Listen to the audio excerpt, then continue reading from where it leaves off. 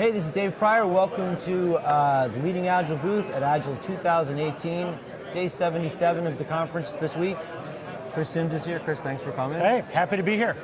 So Chris runs Agile Learning Labs. This is true. And you did a talk on Monday called Your User Stories Are Too Big. Also true. And Tuesday you did business value estimation. Yes. So we're going to talk about that, and then we're going to talk about sustainable pace and the changes that you made. Excellent.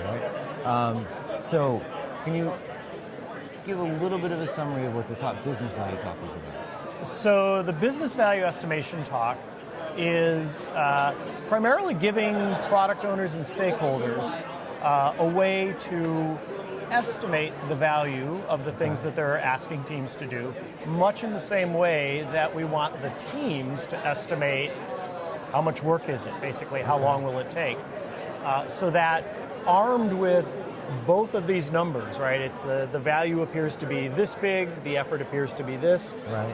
We can actually calculate an ROI and then do some much more rational ordering in the product backlog. Okay.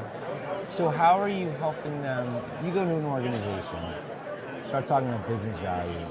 They don't really have a way to quantify that. How do you help them figure that out? Well, the first thing we always have to do is break through a lot of the myths and misunderstandings around business value. Because they really get in the way of people being able to work with it effectively. Okay. So for example, one of the common myths about business value is that it's a dollar number. Okay. And it turns out business value is much more complex than something single dimensional like money. Right. Now it's absolutely true that that's one aspect of it. Yeah, the business absolutely values money, and they value it in multiple forms, right? We like revenue, we like cost savings, we like profit. Right. All good things. But we also might value other things like increasing our market share. Learning. Getting into new markets, learning, hiring and retaining great talent, giving back to our community, being a good corporate citizen. Okay. Essentially anything that the business is willing to expend resources in pursuit of, by definition, is something that it values. So the first myth or misunderstanding. The way you said that's really important. Something that it values, not something that has value. Right. So business value is this multi-dimensional concept. Yeah. It's not just, dollars would be, one dimension. You have more of them, you have less of them. Okay.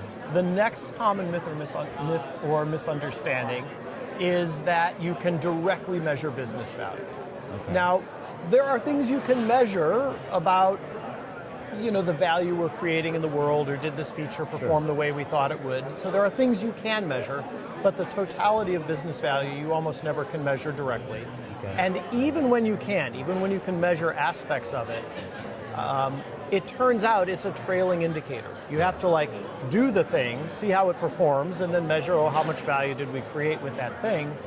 So it's a trailing indicator, which doesn't help us at all making planning decisions or business trade-off decisions, because we need leading indicators. Okay. The next myth or misunderstanding is that there is an objective reality to business value. Okay. And this one really throws people, right? But if we're building our products for our stakeholders, then value is whatever in the eyes of those stakeholders they value. So it's inherently subjective, right? It's in their eyes. What do they value? It's an opinion. And perception. Perception, yeah. Actually, it's a much better word. And it changes over time. Okay. Right? So very often, when I come into an organization, very often they're estimating effort. Not so often they're estimating value. And a lot of the reason is they just, it sounds intractable, right? It's like... Yeah, whenever I hear people talk about business value, it's like they're just trying to nail the jello to the wall. Until some executive is like, that's more valuable. Yeah. Because my gut told me it was right. Yeah, exactly. And so that's what trips them up. Okay. But then it turns out that you can estimate it in relatively simple ways that are useful. So using points or something like that? Exactly. Okay. So what we do is we gather a group of stakeholders together. Part of the magic is figuring out who are the right stakeholders, right, that are going to represent the different stakeholder communities that need to be there at the table. Okay.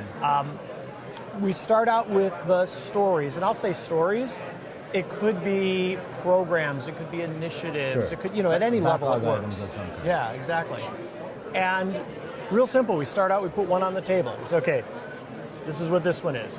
Here's the next one, and we'll let some stakeholder place it either to the left or to the right, saying, oh, look, it's more valuable than the one that's on the table, or it's less valuable. Infinity estimation. We build up a ranked order, then we lay over a Fibonacci numeric scale over the top of it. Okay. Right? We say, oh, what's the least valuable of all?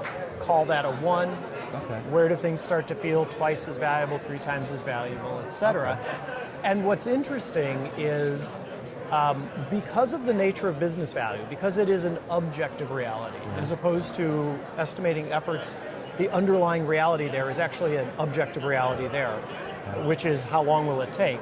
Well, once we've built it, we'll know. So the reality there is objective. But with business value, because of the subjective nature of it, rarely do we get full agreement. You're not going to get a group of stakeholders to all agree that these are the right value estimates. What I've found working with groups of stakeholders is that usually about 80% of the items fall into a column and there's not too much disagreement and we're good with that. And then maybe 20% are hotly debated. They're flying back and forth and we've got no agreement about it. This is actually a really great outcome because we walk out of there with 80% of the items having value estimates that whole stakeholder community agrees upon because they created them. Yep. And then for the 20% that are left, the product owner who ultimately has to make the final call has a lot of data. They saw the range that those items were going back and forth between, choices and they got to see, did the rest of the community have a leaning, right? So if you and I are arguing vehemently about the value of something, but the rest of the stakeholders are kind of leaning your way, as a product owner, I'm going to take that into consideration when I decide, okay, what's the value number I'm going to put on that? Okay. So it's really simple. I want to give credit where credit is due. Okay. This technique, we call it the business value estimation game, was co-created between Laura Powers and I years ago. Laura was just here a couple minutes ago. Awesome.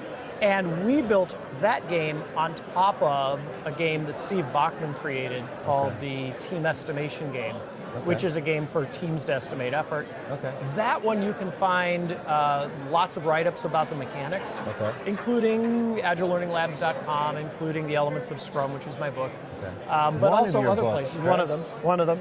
But also other places online, because Steve has been very generous with his techniques. Basically, he says anyone at all can publish them, use them, teach them, as long as they mention his name.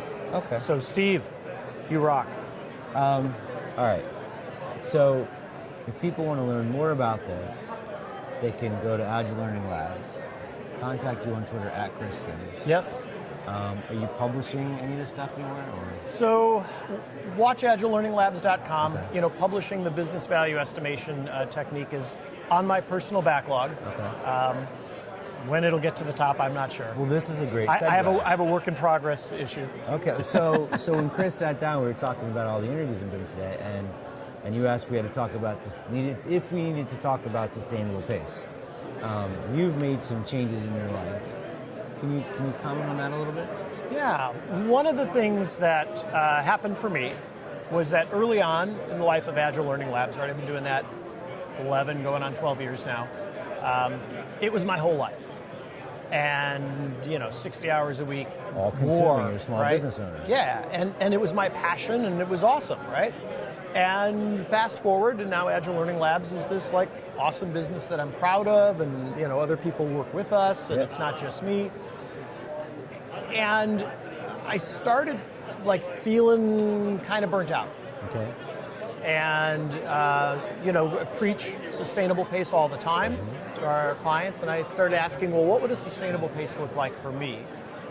And so I tried an experiment, and I tried for a quarter working 4 days a week instead of 5. Okay. And what I found was that the balance for me between the part of my life that was Agile Learning Labs and the part that was the rest of my life came into a much healthier balance for me. Okay. I also found, though, I am more productive in those 4 days than I had previously been in 5. Because when I'm engaged, when I'm doing my work, fully there, I've got my battery is full, and I'm just Now, how I'm in long it. are the days? Are you doing like 410s or? It depends. Okay. So when I'm at clients, if I'm teaching, if I'm coaching, those can sometimes be long days because I don't limit myself to 8 hours when I'm at a client because it's like, okay, you're paying for me for a day. You get me for a day. You get me for a day, whatever that means to you. You know, there would be boundary cases where we'd have to talk, but Right. it hasn't really come up. When I'm in the office, some days are 6 hours, some days are 10. Okay. You know, it just kind of depends what's going on at the time and all of that. But So- getting that extra day to let you take care of stuff or whatever. Yeah. There was just a study published like a month ago. Yeah, I think it was in Australia. They did an experiment. They switched to a 4-day work week. And not only did the people get more done at work, because that extra day was the day that they needed to take care of all that other stuff so they could rest in the last week. But the companies were saving tons of money because of electricity, pollution was better because people weren't all driving to work and all this stuff. Brilliant, Yeah. brilliant. So what kind of an impact has it had, like, beyond your productivity at work, to your personal life, your ability to spend with friends and family, things like that? You've got more richer experiences. So there? I'm live in the San Francisco Bay Area. Okay. I've got family distributed all over the country, basically everywhere except the San Francisco Bay Area. So Chicago area, Okay. the East Coast, and so I find I actually have time with a 3-day weekend. I can get on a plane, You go visit. go visit family, Okay. which really is enriching for me. Okay. Getting out and doing things like camping, spending time with friends I haven't seen. It's just, you know, that kind of stuff. Okay. Are you publishing anything about this, or are you still in the middle of working through the experiments? You know, publishing's a great idea. I love that. I'm going to put that on the backlog. All right, Steve. Thank you. And the books. So, Elements of Scrum and Scrum, a breathtakingly brief and agile introduction. The title of that book is actually longer than the rest of the book. And they can go to Agile Learning Labs to pick them up. Absolutely. Agile2018.com. You can find them on Amazon. Cool. All right, dude. Thanks for coming. Pleasure. This was Thanks for great. having me. Enjoy the rest of your conference. Yeah, you too. Keep watching. We got a few more interviews to do today here at Agile 2018.